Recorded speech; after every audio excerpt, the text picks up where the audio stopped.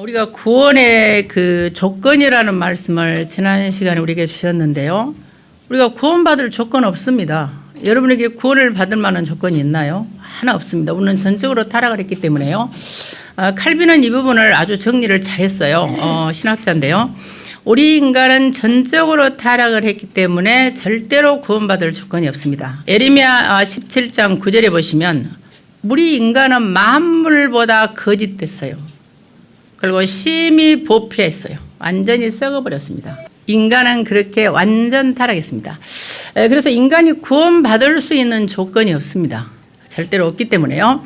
하나님께서 우리에게 무조건적인 구원을 허락하셨어요. 분명히 약속하셨습니다. 그래서 인간은 타락했기 때문에 구원받을 조건이 없기 때문에 하나님의 방법으로만 구원의 길이 있는 거예요. 그 방법이 예수 그리스도입니다. 그런데 이 구원은 누구에게나 주어진 것이 아닙니다. 세 번째 칼빈은요, 제한적인 속죄다 이런 말을 했어요. 구원은 아무나 주어진 것이 아니고 하나님께서 선택하신 자만 구원받을 수 있습니다. 그래서 마태복음 22장 14절에는 청함을 받은 자는 많되 택함을 입은 자는 적습니다. 그래서 나온 이름이 뭐냐? 사울이라는 이름과 바울이라는 이름입니다. 학자들은 그 시대는 이 이름을 똑같이 썼다고 하는데 그 의미를 자세히 보면 이 샤울이라는 말은 샤알, 요청하다, 청하다라는 말의 칼송 분사입니다. 그러니까 복음 모르고 유대인이었던 율법 아래 있던 이 사울은요, 그냥 하나님의 요청을 받은 거예요. 모든 기독교인 90%가 다 그렇습니다. 교회에 다니지만 하나님의 요청을 받긴 받았어요. 그런데 나중에 다메섹에서 예수 그리스도를 만난 후에 바울로 바뀌었습니다. 바울이라는 말은 빠하르라는 이 동사의 칼수동 분사입니다. 분사 수동태라는 말을 잘 생각하셔야 돼요. 빠는 뭐냐? 선택하다라는 말입니다. 그러니까 청함을 받았어요. 하나님의 주권 속에서. 그런데 믿고 안 믿고는 나의 선택도 있잖아요. 내가 결정하는 건데 하나님의 은혜가 임했는데도 불구하고 거부하는 건 어쩔 수 없고 우리 인간은 자유의지가 있기 때문에요. 근데 받아들인 자는 이제는 선택을 받은 자로서 사명이 주어집니다. 그래서 저와 여러분은요, 무조건 구원을 받지만 그러나 제한적인 속죄가 있다는 사실이죠. 그런데 하나님께서 주시는 이 은혜를 인간은 거부할 수 있는 능력이 없습니다. 그걸 불가항력적인 은혜라고 합니다. 하나님이 주시는 은혜가 임하면 우리도 모르게 무릎을 꿇게 되어 있습니다. 마지막에 성도의 견인이라는 말을 했습니다. 이건 칼빈이 말한 말인데요. 우리는 연약하고 부족하고 무너지고 심지어 범죄할 수도 있습니다. 그런데 요한복음 10장 28절에서는 이렇게 말씀하셨습니다. 내 손에 있는 자를 절대로 빼앗을 자가 없다. 하나님은 손에 붙잡힌 자를 빼앗을 존재가 없습니다. 그래서 하나님께서 우리를 견인해요. 견인이라는 말은 달라붙어 끌어버린다는 말이거든요. 그래서 소돔 고모라가 멸망할 때 롯과 그의 아내와 그 딸들을 천사가 잡아서 끌어서 밖으로 내잖아요. 이때 잡다는 말이 하자크나입니다. 하자크는 달라붙어서 끌어버린다는 소리입니다. 그래서 우리는 하나님께서 성령의 능력으로 보좌의 능력으로 잡아서 붙어서 달라붙어 끄는 존재이기 때문에 우리가 무너지고 넘어지고 심지어 범죄하고 불신앙을 해도 하나님의 선택을 받은 자는 하나님 책임을 지는 겁니다. 그래서 우리는 구원의 조건이 없지만 하나님의 사랑으로 우리를 불쌍히 여기셔서 우리에게 은혜를 주시고 저와 여러분이 믿어진 자는 당연히 열매가 나오게 되어 있습니다. 그래서 우리가 신앙생활이라는 말이에요. 우리가 구원받고 영원히 구원받은 것만 생각하면 그리스도만 생각하면 됩니다. 그러나 우리가 사명을 감당하는 데 있어서는 생활이 필요해요. 그래서 신앙생활을 그래요. 신앙은 믿음이잖아요. 생활은 삶입니다. 그래서 참된 것은요, 우리가 믿음과 우리의 삶이 같이 간다는 사실 우리가 말씀드렸습니다. 우리 2부 강단에서는 본부에서는 위기는 기회다 그랬어요. 불신자는요, 이렇게 하나님의 구원을 받지 못한 자는 위기가 오면 저주와 재앙으로 끝납니다. 다 죽어요. 그런데 구원받은 저와 여러분은 오히려 축복의 기회가 되는 거예요. 분명히 2부 강단에서는 뭐라 하겠습니까? 이것은요, 세계 복음화를 할 기회다. 그리고 미래를 대비하는 기회다. 빛을 전하는 기회다 그랬습니다. 오늘 여러분들이 그 교동문을 읽을 때요, 시편 4절 1편에 보시면 하나님께서 우리를요, 너그럽게 했다는 말이 나와요. 이 너그럽다는 말이 아니고 거기 보면은요, 실제로는요, 빠차르 히르하부탈리 이렇게 나옵니다. 원어는요, 그 고통 중에 환난 중에 나를 너그럽게 한 게 아니고 거기에 그냥 이상하게 콜란이라고 나왔잖아요. 콜란 중에 나를 너그럽게 했다는 말이 아니고요. 하나님이 아시는 환란이에요. 위기와 고통과 문제를 하나님이 알고 계세요. 그 정관사가 딱 붙어 있습니다. 하나님께서 알고 계시는 그 환란은요, 나를 위해서, 리라는 게 나를 위해서입니다. 나를 위해서 라하브가 나와요. 라하브는 넓다. 여러분 라합 있잖아요. 그 르호봇의 어근이 되는 하나님께서 어떤 고통, 아시는 고통을 통해서 나의 믿음의 그릇을 넓히시는 거예요. 확장을 시키는 거예요. 안 그러면 맨날 자기밖에 몰라요. 자기 자녀밖에 몰라. 자기 가족밖에 몰라요. 자기 교회밖에 몰라요. 그래서 하나님은 우리의 그릇을 넓히시려고 이런 위기를 주시는 겁니다. 세 번째 강단에서는요, 하늘과 땅과 열방이 진동하는 이유가 뭐냐? 오직 이 하늘, 땅, 열방이 진동하는 것은요, 예수 그리스도의 복음을 증거해야 되기 때문에 그런 거예요. 그리고 하나님께서는 교회를 세우기 위해서 그런 겁니다. 그리고 분명히 하나님께서는요, 교회를 통해서 3시대, 삼뜰과 묵상시대와 금토일시대가 없는 교회는 교회가 아니라고 했습니다. 그래서 하나 알 것은 예수님께서 이 땅에 오셔서 십자가를 지신 것은 기도원을 세운 게 아니라고 그랬습니다.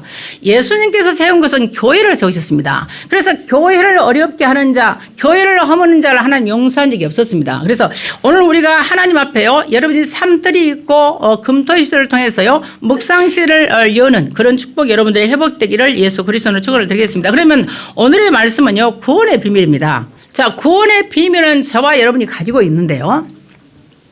여러분 세상 현장을 보면 굉장히 많은 사람들이 막 자살해요.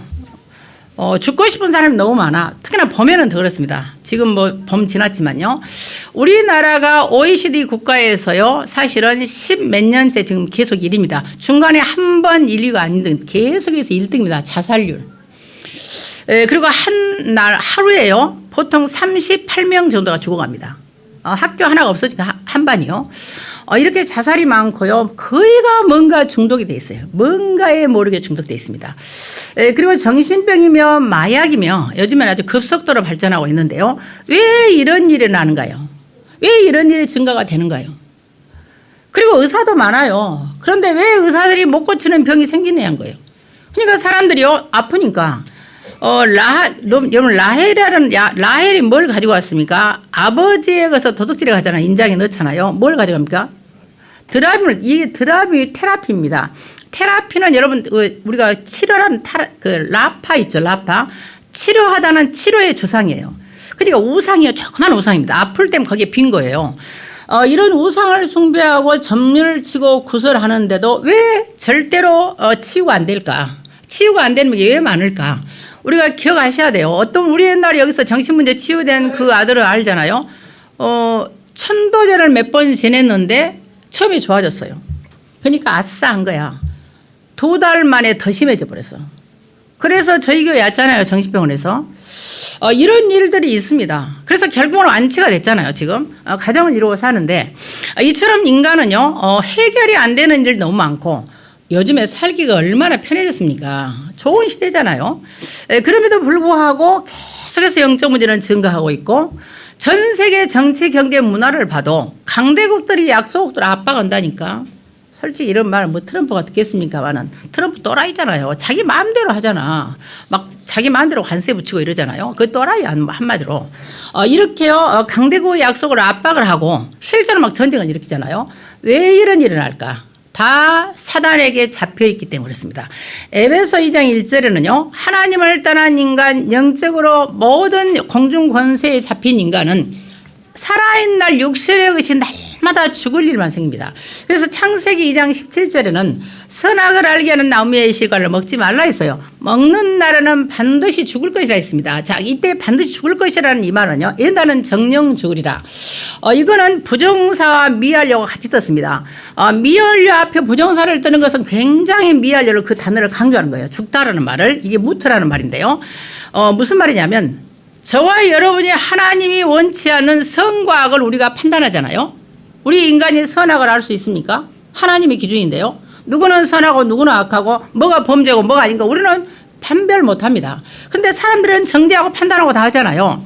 이렇게 되면은요, 죽어가면서 죽을 일만 생기는 미완료입니다. 계속 죽을 일만 생겨. 살 일이 없어. 이 땅에 사는 날 동안에. 그래서 이 땅은 영적 문제가 점점 심해지는 것입니다. 그래서 하나님께서 이걸 아시고 우리를 너무 불쌍히 여기신 거예요. 우리 인간이 불쌍하잖아요. 제가 그럼 오직하면 나는 불쌍한 여자라는 말 했잖아요. 난 진짜 불쌍한 여자예요. 여러분들은 불쌍 안 하는지 몰라도 나는 그리스도가 없으면 나는 진짜 불쌍한 여자입니다. 그래서 하나님께서는 하나님의 방법으로 그리스도를 이 땅에 보내셔서 인간을 완전히 구원하셨습니다. 그래서 이 그리스도의 비밀만이 저와 여러분이 가질 하나님의 선물입니다. 그래서 구원받은 믿음은 하나님의 선물이에요. 우리가 할 수 있는 게 하나도 없습니다. 자, 그러면은 저와 여러분이 구원을 받았다면은 우리가 확인할 거 있습니다. 첫 번째는 뭘 확인하라겠냐면 정말로 여러분이 말씀이 성취되고 여러분이 말씀의 흐름 속에 어디쯤에 와 있는가 한번 생각해 보세요.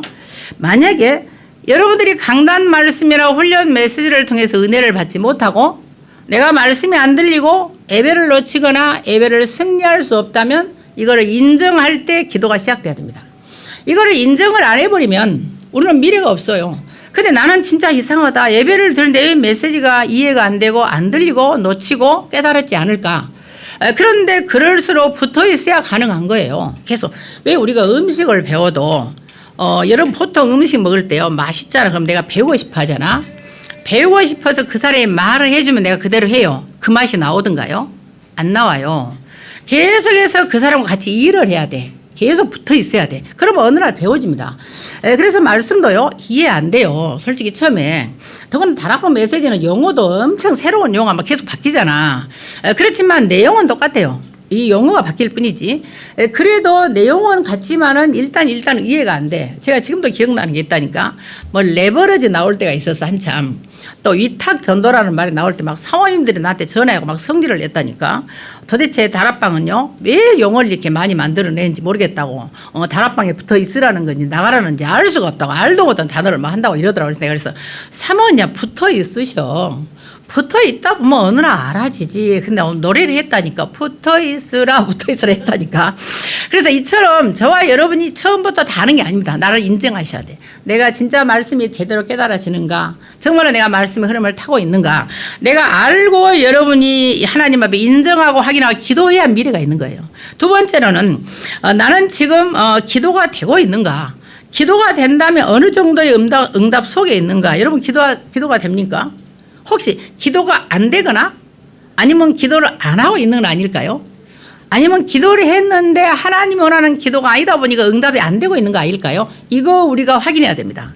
내가 하는 기도가 과연 응답을 받을 수 있는 기도냐? 과연 하나님께서 지금 나에게 어느 정도 응답을 하고 계시느냐? 이게 보여져야 됩니다. 세 번째로는 나는 정말로 현장의 영적 흐름이 보이냐? 그렇다면 나는 그 현장에 어디쯤에 와 있느냐?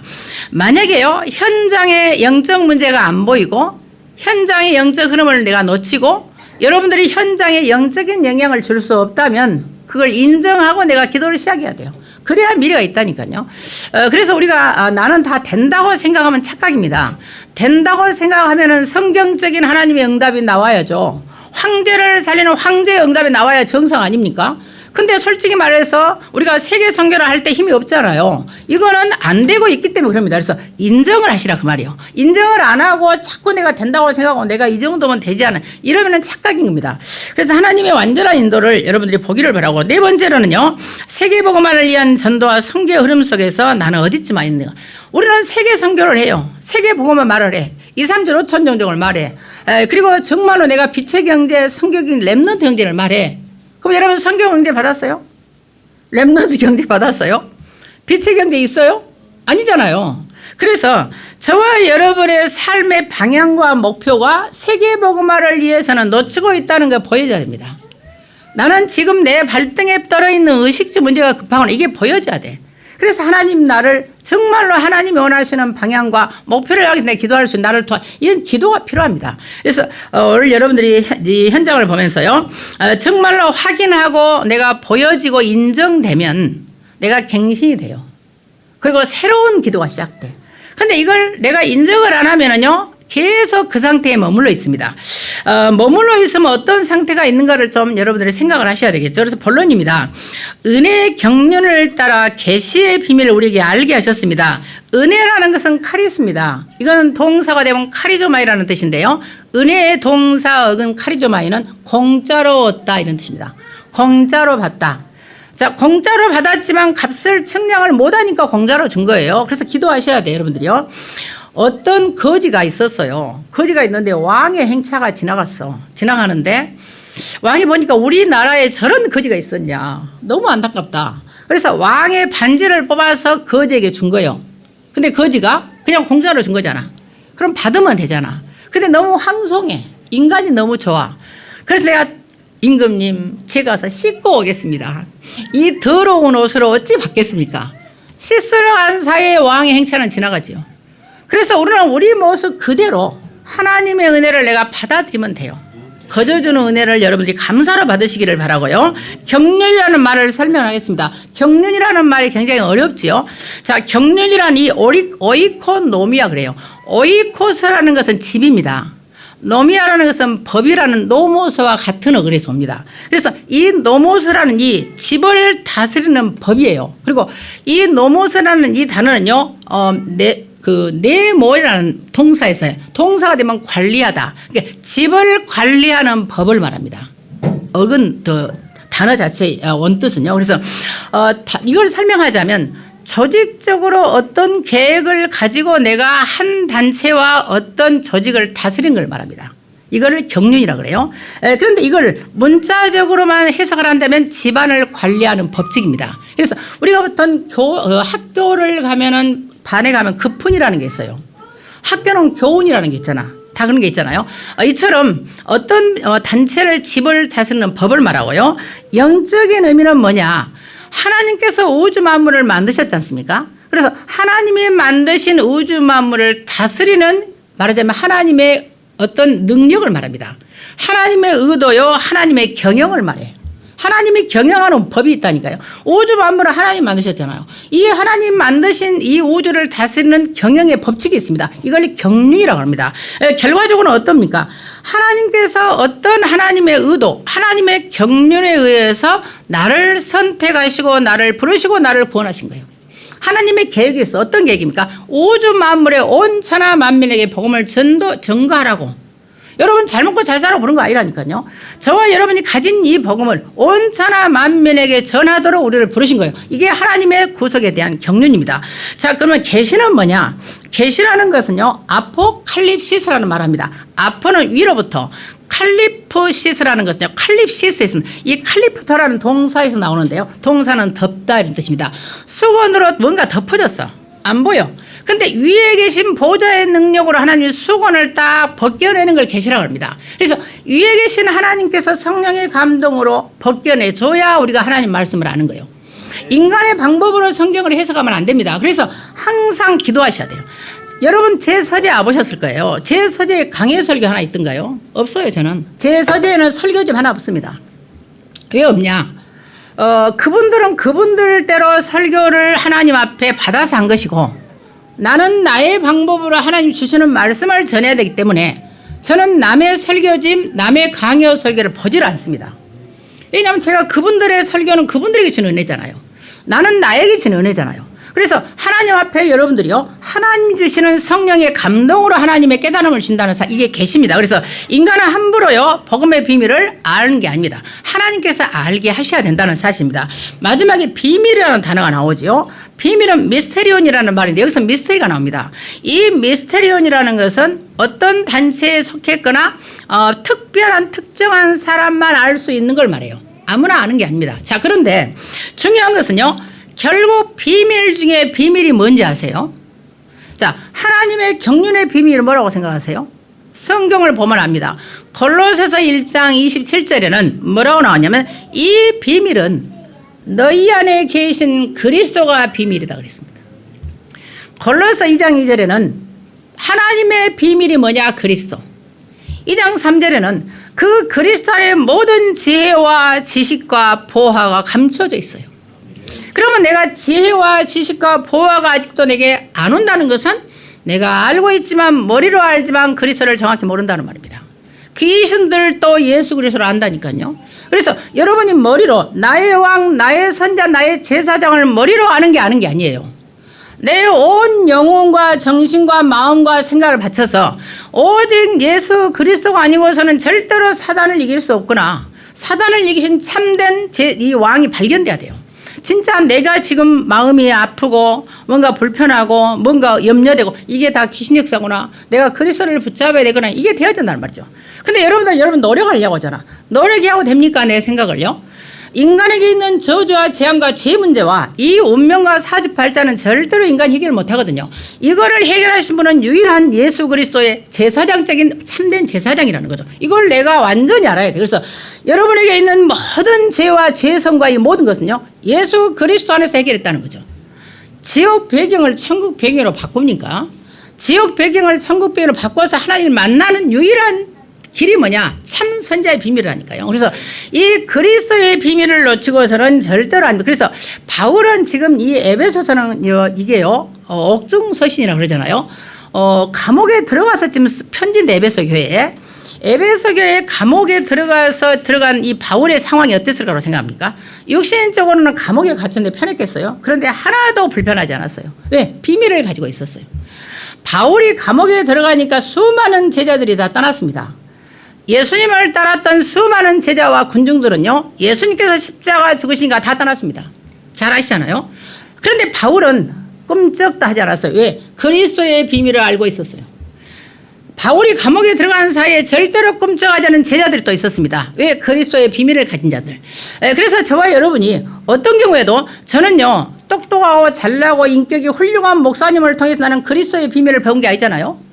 어쨌든 간에 우리는 다락방을 통해서 하나님께서 우리에게 메시지를 줬기 때문에 저와 여러분이 그리스도의 비밀을 아는 이상 어떤 경우도 상황에도 흔들릴 필요가 없다는 거죠. 자, 그러면 상속자가 되게 하셨다 그랬습니다. 자, 하나님께서는요, 저와 여러분이 상속자가 하나님의 자녀로 상속자가 되게 하시려고 하나님의 경륜인 하나님의 비밀인 그리스도 예수를 알게 하셨어요. 그래야 나를 살리고 내 가문을 살리고 내 가정과 이 시대와 후대를 살리거든요.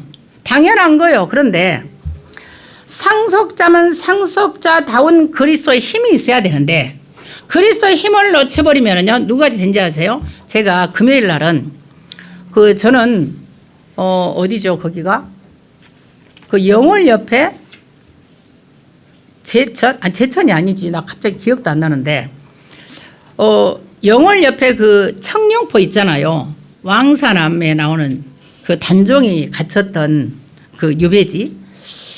거기가 저는 보온인 줄 알았어. 보온 옥천에서 40분밖에 안 갔거든요. 그래서 거기를 가게 된 거예요. 저는 그렇게 뭔지 모르고. 그런데 가다 보니까 3시간 이상을 가는 거예요. 가서 밥을 먹는데 그분들이 밥을 사주는데 갔는데 보니까 청룡포 거기 유원지야. 바로 옆에가 청룡포예요. 바로 옆에가. 사람들이 막 줄 서 있어, 배 타려고. 간 김에 이제 하나님 뜻이 있는가 보다 제가 갔죠. 가서 저는 뭘 본지 아세요? 단종은요, 아주 정통성이 확실한 왕이었어요. 그잖아요. 세종의 손자잖아요. 문정의 적장자잖아요. 그러면 당연히 왕이어야 돼요. 근데 힘이 없었어요. 힘이 없으니까 거기 청룡포에 갇혀서 죽게 된 거예요. 비참하게. 그러면 이번에 우리가 WRC의 제목이 뭡니까? 황제를 살리는 황제야. 당연히 우리는 황제의 역할과 왕적인 권세가 우리에게 있어요. 근데 내가 그리스도의 힘을 놓쳐버린 힘이 없는 단종, 아무 힘이 없어요. 정적인 배경, 힘이 없었잖아. 문제는 뭔지였어요. 힘없는 왕은 아주 정통성을 가진 왕이라도 갇혀 죽는 거예요. 저와 여러분이 그리스도의 비밀로 보호자의 힘을 잃어버리면 당연히 받아야 할 걸 다 빼앗기는 겁니다. 죽을 일만 생긴다니까. 그래서 오직 우리는 보좌의 능력으로 그리스도의 비밀 속에서 정말로 기도를 해야 돼. 당연한 거예요. 천산의 생축이 하나님의 것입니다. 우주의 모든 만물 만상이 그리스도에 무릎 꿇습니다. 그러므로 그 그리스도가 우리 안에 있기 때문에 우리는 이 왕권을 회복할 수 있도록 오직 그리스도가 진 힘을 가져야 돼. 그래야 상속자가 되는 겁니다. 분명하게 제가 말씀을 드립니다. 그리고 이방인에게 전하게 하시는 비밀의 경륜이다 그랬습니다. 지금 유대인으로서는요, 절대 이게 이방인에게 이 그리스도의 복음이 전달된다는 이해를 못해요. 기독교인들인데 유대인에서 기독교 된 사람, 초대교회 성도들이요, 이해가 안 된 거예요. 그래서 안디옥 교회가 생긴 겁니다, 사실은요. 그런데 하나님의 비밀인 그리스도를 전파하는 것이요, 세계복음화를 하고 이방인에게 전달하는 게 지금 기독교인 유대인들도 이해가 안 됐다니까요. 그래서 이 사실을 지금 하나님 말씀을 하고 있는 겁니다. 에베소 3장 8절에는 뭐라고 나오는지 아세요? 지극히 작은 자보다 더 작은 자 이런 말이 나와요. 이게 지금 엘라키스토스라는 말인데 여기는 이 단어에 비교급이 나옵니다. 더 작은 자. 이 엘라키스토스라는 것은 아주 작은 자를 말합니다. 초라하고 보잘것없는 자. 저는 나 같은 자요. 나는 섬 사람이잖아. 검정 팬츠를 입고 목욕탕을 들어간 사람이잖아. 그러니까 이 세상에 나 같은 NCK는 없어요. 저는 진짜 NCK입니다. 여러분들 어떻게 생각할지 몰라도 저는 13살에 처음으로 섬에서 나왔어요. 목포 오는 배를 탔어. 목포를 배를 탔는데 선생님이 우리 둘을 인솔을 해서 목포를 이제 환경전리 그죠? 환경 미화 하잖아요 봄에. 그래서 뭐 화분 이런 거 살려고 커튼 이런 거 하려고 온 거예요 목포로. 학생들이 20원씩 학급비를 걷었어. 그래서 그 학급비를 가지고 선생님 인솔하에 이제 목포 중앙시장으로 온 거죠. 13살이 처음으로 제가 배를 타고 육지를 났습니다. 목포를 보고 제가 충격받아 버렸어. 우리는 2층 집이라는 게 없거든요. 근데 막 2층, 3층 건물이 있더라고요. 근데 더 놀라운 거는 저는 이렇게 그때요 이게 남해 상해인가 무슨 상해가 있고 무슨 상해가 있는데 사이에 분명히 파란색 건물이 있었거든요. 근데 선생님과 와 목포가 저는 서울인 줄 알아서 저는 목포가 뉴욕인 줄 알았다니까. 그래가지고 딱 보는데 에이, 뭐 시골에서는 뭐 구루마 이런 것밖에 없잖아요. 선생님한테 선생님 뭐 목포 엄청 그래요 이랬더니 야 말씀만 좀 조용히 해라 창피하다 이러더라고. 그래요 말을 하고 있는 사이에 그 파란색 건물이 이쪽으로 옮겨버렸어. 얼마나 여러분 충격이었어요.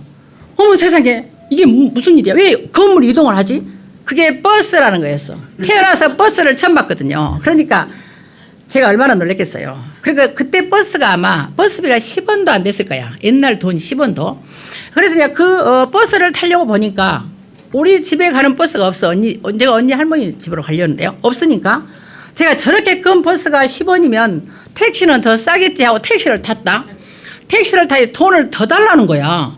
그래서 아니 저기 아저씨 이제 기사가 뭔지를 모르니까 아저씨 저렇게 큰 차도 세상에 뭐 10원도 안 받는데 이걸 왜 20원이나 받아요? 좀 이상하지 않아요? 그랬더니 막 화를 내는 거예요. 그래서 내가 할 말이 없어가지고 제가 그런 NCK입니다. 그 드디어 할머니가 계시고 언니 오빠가 있는 자취집을 갔지 않겠어? 근데 세상에 내가 놀랐어요. 수도꼭지라는 게 있더라고. 꼭지를 트니까 물이 콸콸 나오는데 여러분 충격 받겠어 안 받겠어요? 우리는 물을 기르러 가려면 20분을 가야 돼. 먹는 물을 3m로. 근데 손만 돌리면 물이 나온다? 저한테는 충격이었어요. 근데 더 놀라운 게 있어. 화장실을 갔다. 화장실을 갔는데 그 시골에서는 옛날에는요. 신문이 거의 없으니까 신문을 쓰는 집은 거의 없고요. 대부분 그 벼 밑에 있는 밑둥이 있어. 아실란가 모르겠어. 우리 장로님 아시구만. 안고수 장로님 아시구만. 옛날은 벼 밑에 있는 그 지푸라기 있다니까요. 부드러운 지푸라기. 이걸로 화장지 대신을 했어요. 그랬는데 가니까 너무나 부드럽고 말랑말랑한 화장지가 있는 거야. 제가 충격이었어요. 거기까지도 좋아. 드디어 밤이 됐어요. 밤이 됐는데 우리는 초롱불 그다음에 그 호롱불 있잖아. 호롱불, 대한등, 남포등밖에 없어. 장로님 아시죠? 옛날에는. 대한등은 들고 다니는 거. 호롱불은 놔두는 거. 남포등이라는 건 집에다 이렇게 놔두는 거 있건 좀 밝아요. 그거는. 이것밖에 없는데 세상에 스위치를 딱 넣으니까 전기불이 켜지는데 땅바닥에 기어가는 개미가 보여버려. 내가 충격이었다니까. 잠을 잘 수가 있습니까 여러분? 그래서 제가 12시까지 8시부터 앉아갖고 유달산에 있는 불빛을 바라보고 있었어요. 잠이 안 와. 더 놀라운 거 중학교 2학년 때요. 목요고에서 목포에서 우리를 갖다 초청을 했어. 초청을 했는데 저한테 피켓을 들으라는 거야. 키가 크니까. 피켓의 내용이 뭐냐. 섬 개구리 만세야. 제가 듣고 창피하고 왔단 말이에요. 왔는데 목포여고에서 우리를 각자 집으로 한 명씩을 데리고 왔어요. 지금 같으면 그것도 뭐라 한가요? 뭐 집으로 데려가라 했잖아요. 한 명씩 데리고 왔는데 하필 제가 부잣집으로 간 거예요. 이상하게요. 그때 당시에는 이 변기라는 게 없었어요. 옛날에는. 그런데 말하자면 양변기, 우리가 요즘에 쓰는 변기가 있던 거예요. 지금 생각 아주 부잣집인 것 같아요.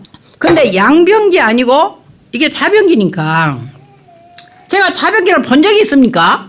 태어나서 본 적이 없는데요. 콘센트도 처음 봤는데 이걸 세수를 하라는 것인지 이걸 올라가서 싸라는 것인지 알 수가 없는 거야. 그래서 내가 올라와서 내가 볼일을 봤다니까 앉을 줄을 모르니까. 그러니까 막 사방대로 할 거 아니에요. 이런 저 같은 지극히 작은 자 중에 가장 작은 나. 진짜예요. 아마 다락방에서 전체에서 저 같은 섬녀는 없을 거예요. 아마 그래서 사람들이 제가 나이가 많이 먹은 줄 아는데 우리는 문화적인 혜택을 못 받다니까. 어쨌든 간에 가장 지극히 작은 자 중에 작은 나. 바울은 이걸 깨달은 거예요. 여러분들이 대단하다고 생각하면 착각이에요. 하나님 보실 때는 마른 빵에 핀 곰팡이 같은 존재예요. 구더기가 바글바글한 천년 묵은 시체 같은 사람이야. 에스겔 골짜기에 마른 뼈와 똑같아요. 그런 저와 여러분을 하나님의 은혜로 불쌍히 여기서 그리스도를 알게 하고 하나님의 비밀인 그리스도를 알고 구원하셨어요. 이게 보통 축복이 아닙니다. 여기에 대한 감각이 없다. 그러면은요, 저와 여러분이 이 그리스도 안에서 구원이신 하나님의 은혜와 하나님의 축복과 하나님의 이 경륜을 몰라버리면 우리는요, 사실상 아무것도 감사할 게 없어. 그리스도 밖에 여러분 감사할 거 있나요? 그래서 여러분들이 그런 축복을 받을 만한 자격이 없는 나를 볼 수 있어야 됩니다. 그래서 디모데전서 1장 13절에 바울이 이렇게 말해요. 내가 전에는 비방자요, 박해자요, 폭행자였다. 근데 그게 뭐라고 하냐면 내가 그리스도를 몰라가지고 알지 못할 때 한 일이다. 저와 여러분이 그리스도를 모르면 지금도 비방자요, 지금도 방해자요, 지금도 박해자, 폭행자요. 왜 남을 비방합니까? 왜 남을 판단합니까? 왜 남을 정죄합니까? 그리스도를 몰라서 그래요. 그리스도를 알면은 그럴 수가 없어요. 다 살려야 될 사람이야. 하나님의 형상 가진 다 귀중한 사람이야. 그러니까 그리스도 밖에 있으니까 그리스도를 안다고 하는데 모르니까 조금만 잘못하면 파고 또 파서 계속해서 공격하고 비난하고 막 방송에 내고 이런 귀신 붙은 짓거리를 한다 그 말이에요. 왜? 그리스도를 모르니까. 똑같습니다. 제가 이거는 생각나는 게 있어요. 제가 옛날에요. 우리 친구 자기 강북로의 나동주 목사님 사모님이 CCC맨이었어요. 대학 다닐 때. 근데 고등학교 대학 동창인데요. 아침마다 이렇게 가면은 그 캠퍼스에서 잔디에서 기독교 CCC 학생들 예배를 드려 자기들이 모여서. 내가 혼자 속으로 막 욕을 한 거예요. 저런 또라이 같은 것들이 없다고. 교회를 다니려면 조용히 나는 조용히 다녔거든. 나는 조용히 다니고 절간에도 왔다 갔다 이런 수준인데 꼭 학교 와서 이렇게 티를 내고 예배드리고 저런 또래 같은 짓거리를 한다고 내가 막 속으로 욕했거든요. 그런데 내가 가장 어려울 때 제가 집을 나온 적이 있습니다. 안 살려고. 근데 집을 나왔을 때 찾아간 집이 누구냐? 우리 금자 친구였어요. 제가 볼 때 걔는 그때 예수님 믿은 지가 얼마 안 됐는데요. 굉장히 그리스도의 사랑이 뜨거웠어요. 막 전도하러 다니고요. 그랬는데 저는 오래된 신앙생활을 했지만 전혀 복음을 몰랐잖아요. 그러니까 지금 생각하면 걔가 나를 불쌍히 여겼어요. 나를 위해서 늘 기도했던 것 같아. 그래서 가장 어려울 때 제가 그 교회를 찾아갔고 그 교회에서 사실은 저를 다락방에 합숙을 보냈습니다. 그 전에 물론 1년 전에 제가 중학교에서 다락방 훈련은 맞지만요. 거의 훈련을 참석을 못해서 정보가 없으니까. 그런데 집을 나왔을 때 저를 합숙을 교회 돈으로 보냈다니까요. 교회 개척교회 돈으로. 여러분 보세요. 돈을 딱 내려고 보니까 이게 1,000원짜리가 엄청 많이 들어있는 거예요. 제가 그 돈을 버는 순간에 사람이 낸 게 아니라 하나님이 교회에서 나를 보낸 거잖아. 거기서 무슨 생각을 다른 생각 하겠습니까? 제가 일주일 내내 앞에서 울기만 했습니다. 그리고 나서 그 그리스도를 만난 뒤로 제가 2달 동안 울고 다녔어요. 버스를 타도 눈물만 나오고 길을 가도 감사해서 눈물 나오고 태양이 어제 뜨는 태양이 오늘의 태양과 똑같은 태양인데 달랐어요. 아침에 이슬 먹은 나뭇잎도 달랐어요. 길가의 돌도 달랐어요. 풀잎도 달랐어요. 인간도 달랐어요. 모든 것이 하나님의 작품이었어요. 그래서 저는요, 이 그리스도의 비밀을 아는 게 이렇게도 축복인 것을 저는 진짜 알았습니다. 그래서 지금까지도 제가 붙어 있는 이유가 뭐냐? 저는 내가 그리스도를 알면 알수록 빛이 비추니까 내 안에 있는 이 심각한 영적 문제가 점점 보이더라고요. 남을 보기 전에 내가 보였어요, 저는. 그러니까 내가 일단 살아야 되고 내가 산 만큼 다른 사람에 영향을 줄 수 있기 때문에 저는 절대로 변할 수 없습니다. 광주에서 유명한 목사님이 저한테요, 왜 그렇게 맹종에서 훈련을 따라다니냐, 저한테 맹종한다는 단어를 썼어요. 그래서 제가 그랬어요. 목사님은 살만 하니까 그러시죠. 그러니까 맨날 술이나 드시겠죠. 나는 그런데 맹종할 거예요. 끝까지 나 따라갈 거예요. 내가 딱 그래버렸어요. 누구라고 제가 말씀을 못 드립니다. 어쨌든 우리는요, 디모데서 1장 15절에 있는 것처럼 바울은 그랬습니다. 죄인 중에 내가 괴수라고 그랬어요. 이 괴수라는 말은 대장이라는 말이 아닙니다. 프로토스라는 것은 죄인을 딱 줄을 세워놨더니 가장 죄가 많아서 앞에 세운 자를 말해요. 대장이 아니에요. 저는 생각해보면 겉으로는 굉장히 윤리 도덕이 똑서놨습니다. 정의로웠어요. 내가 불의를 참지 못했습니다. 그런데 그리스도를 알면 알수록 모든 사람들 중에 죄를 만약에 따진다면 내 마음으로 생각으로 내 영혼으로 지었던 죄가 너무너무 태산같이 많은 거예요. 그래서 저는요, 죄인 중에 앞장서는 자랑을 저는 알아요. 그래서 다른 사람은 살만해서 이 말 저 말 하는지 모르지만 저는 살만하지 않아요. 환경도 살만하지 않았고 내 영혼도 내 마음도 내 생각도 한 번도 살만한 적이 없었어요. 항상 저는 죽고 싶었어요. 어떻게 죽을까를 늘 생각했어요. 그래서 옛날에는 제가요, 몸에 좋다는 거 일체 안 먹었습니다. 홍삼이든 뭐 꿀이든 안 먹었어요. 왜냐하면 우리 할머니가 홍삼꿀을 많이 드셨어요. 드셨는데 돌아가실 때 몸은 살았는데 숨만 안 떠면, 몸은 죽었는데 숨이 안 넘어가. 이거 고생을 하시더라고요. 3년 동안 대소연을 받아냈거든요. 저는 그래서 빨리 죽고 싶어서 일체 몸에 좋은 걸 안 먹었습니다. 근데 요즘에는 주먹 먹어요. 왜냐하면 이제 아파. 이게 제가 이런 식의 이제 결론이 뭐냐면, 목숨은 어차피 하나님 손에 있는데 살아있는 날 동안에 안 아파야겠다. 막 무릎도 아프고 머리도 빠지고 이빨도 아프고 이게 눈도 안 보이고 이게 갈수록 이제 노쇠 현상이 나잖아. 그러니까 막 이게 사반대가 안 좋아요. 그래서 이제는 누가 이렇게 주잖아요. 그러면 제가 먹는다니까. 그래서 이렇게 해서 사람들이 다 하나님의 인도로 사는가 보다 제가 그런 생각을 합니다. 그래서 하나님의 은혜가 여러분에게 넘치기를 바라고요. 그래서 3장 8절에는 측량할 수 없는 은혜라는 말이 나와요. 이 측량할 수 없는 말은, 이 말은요, 여러분들이 이제 알면 어려운데, 알파라는 이게 부정접두가 뜨고요. 에크라는 밖으로라는 전치사와 함께요. 이크노스라는 발자취라는 단어가 합성된 단어입니다. 무슨 말이냐면 발자취를 알 수 없는 흔적을 추적 불가능한 그리고 그 깊이를 헤아릴 수 없는 은혜. 측량이 안 돼. 하나님의 은혜가 저와 여러분을 구원하신 은혜가 측량이 안 돼. 알 수가 없어. 발자취 자체를 추적을 할 수가 없어. 얼마나 크신 은혜인지. 근데 뭐가 더 필요한가요? 여러분들에게. 그래서 이 은혜가 내게 넘치기 때문에 저와 여러분 매일 매시매사에 7망대를 내가 안에 세우는 거예요. 7 여정을 따라가는 거예요. 7 이정표를 놓고 기도하는 거예요. 24, 25 영혼의 기도를 하는 거예요. 그래서 우리는 묵상시대, 이 금토시대, 삼토시대를 통해서 후대의 겨냥을 전달하고자 하는 겁니다. 그래서 여러분들 2, 3질 5천 종족을 위해 기도하는 것이고, 마침 또 옛날에는요, 유럽이 2, 3질 5천 종족과 관계 있단 말 별로 안 하셨어요. 요즘 2번 지금 전화 들었거든요. 2, 3질 5천 종족은 유럽에서 지배를 했다. 그래서 유럽이 중요하다. 메시지 2번 나왔습니다. 그래서 여러분들이 지금 우리가 하나님이 주신 이 은혜를 여러분 기억하시고요. 저는 그래요. 여러분들이 하나님 앞에 헌신하고 예배하고 모든 걸 잘하고 전도하고 기도하고 하시는데요. 여러분 마음에 감동이 되어서 해야지 분위기 때문에 억지로 하는 것은 전혀 아니라고 봅니다. 그래서 제가 생전 헌금 이야기를 안 해요. 헌금 이야기를 안 하다 보니까 진짜로 알고 한 번도 아는 사람도 있고, 제가 누군지는 몰라요. 그런과 상관없이 늘 하나님만 하는 분들이 있어요. 왜? 내가 감동을 받은 것은 굉장히 축복을 주신 하나님의 사인입니다. 그러니까 하나님께서 감동을 주신 것은 무리가 되더라도 하는 게 하나님의 성령의 감동이기 때문에 제가 말을 하는 거예요.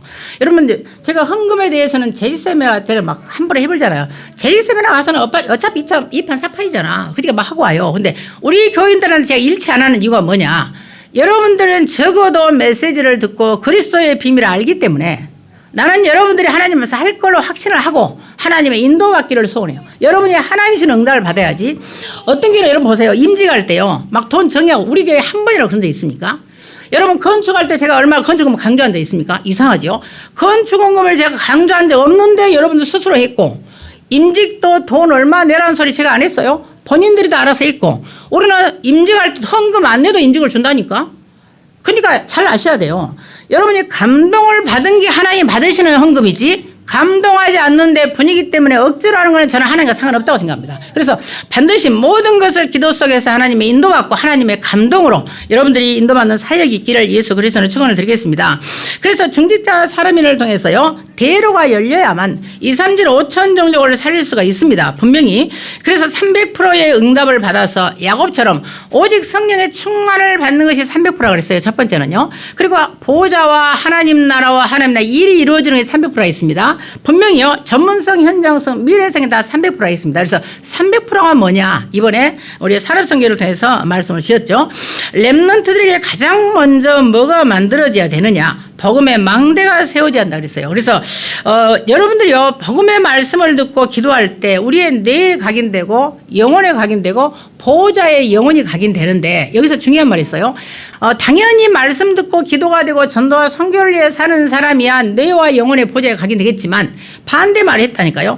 불신자는 영원한 지옥에 각인된다. 관계가 있다. 이런 말, 지나가는 말을 했습니다. 그래서 저와 여러분이 불신자 상태에서 벗어났다는 게 엄청 축복이에요, 사실은요. 그래서 모세와 같이 복음의 망대가 만들어지기 위해서는 반드시 복음의 필요성을 알아야 된다. 어떤 필요성입니까? 우리는 절대로 사단을, 귀신을 이길 수 없습니다. 제가요, 화요 집회 때 있잖아요. 새가족 때는 덜해. 근데 화요 집회 여러분이 많이 오잖아요. 새가족 때 우리가 지금 한 달에 2번씩 휴가를 못 내니까요. 그래서 장로님 같은 경우는 막 영암에서 오시잖아요. 그러면 여러분 보세요. 영암에서 우리가 여기서 5시, 4시 반에 출발해서 본당을 못 들어가요. 화요 집회 때. 항상 그러잖아요. 그래서 저도 처음에는요, 5시에 출발해도 우리가 본당을 못 들어가니까, 제가 이제 꼬라지가 나잖아요. 아니, 원칙대로, 오는 순서대로 앉아야지. 왜 자리를 잡냐? 제가 이랬어요. 처음에는. 그런데 이제 그렇다고 화를 낼 수는 없이 이제 사람들이 나를 아니까 화를 못 내잖아요. 근데 내 마음속에 이건 잘못됐다. 오는 순서대로 앉아야지. 맞는 말이죠. 그런데 오는 순서대로 가도 어려워. 그래서 거기서 말을 할 것이 아니고 내가 바꾸면 돼. 내가 더 빨리 가면 돼. 그러잖아요. 그러니까 제일 다락방에서 제가 11시에 가서 가방 놓는 사람은 나밖에 없어. 왜? 저는 뒤에 앉아도 메시지 안 놓쳐요. 그런데 여러분들이 멀리서 와가지고 2시부터 출발할 거야, 장로님은. 2시, 3시에. 오셔가지고 왔는데 본당에 못 들어가 봐요. 메시지가 틀립니다. 그럼 얼마나 힘들어요. 육신도 영혼. 내가 아무리 몸이 힘들어도 은혜를 받고 힘이 나서 가야 되는데 메시지를 놓치고 하면 얼마나 안 되겠습니까? 그러니까 저는요, 다른 성도들은 다른 목사님들이 책임을 지고 나는 우리 교회 성도들은 제가 책임을 진다는 거죠. 하나님 나에게 맡겼으니까. 천국은 침노하는 자의 것이야. 그러니까 저는 미리 가버려. 자, 미리 가는데요. 여러분 11시에나 새벽에 4시에 가잖아. 그러면 이동이 귀신 나게 생겼어. 캄캄해요. 근데 제가 들어갑니다. 귀신 꺾으면서. 왜? 나는 하나님의 빛이 내 안에 있잖아요. 처음에 갈 때 스위치 넣은데도 몰라. 캄캄해요.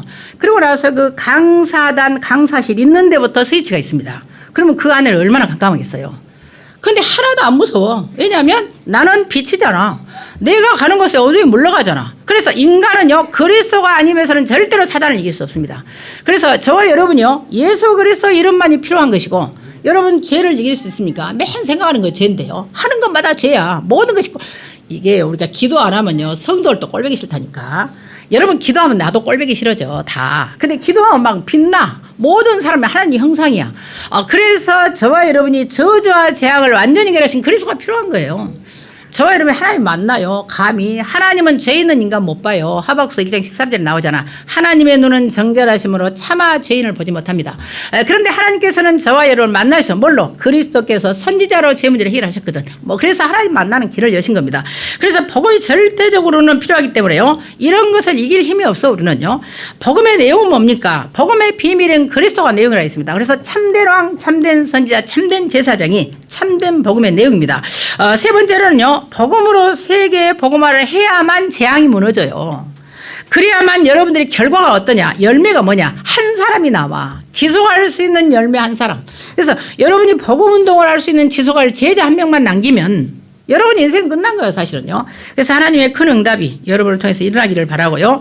그래서 지금부터 오늘 여러분들이 마지막이에요. 오늘 복음 누리는 기도 속으로 들어가라. 모든 렘넌트는 오늘이 중요해. 그 다음에요. 핵심 제자들은 복음의 참된 망대를 만들어야 한다. 참된 망대가 갈라디아 2장 20절을 말씀하셨습니다. 그래서 예언된 언약은 창세기 3장 15절부터 마태복음 10장 10절까지 계속해서 말씀하셨죠. 이 예언된 언약이 하나님의 말씀이 성취됐습니다. 알다시피 마태복음 1장 19절 23절에요. 처녀가 잉태해서 아들을 낳았습니다. 그 이름을 임마누엘 하셨습니다. 그래서 이 갈라디아 4장 4절도 있죠. 때가 참에 하나님이 자기 아들을 여자의 몸에서 나게 하셨죠.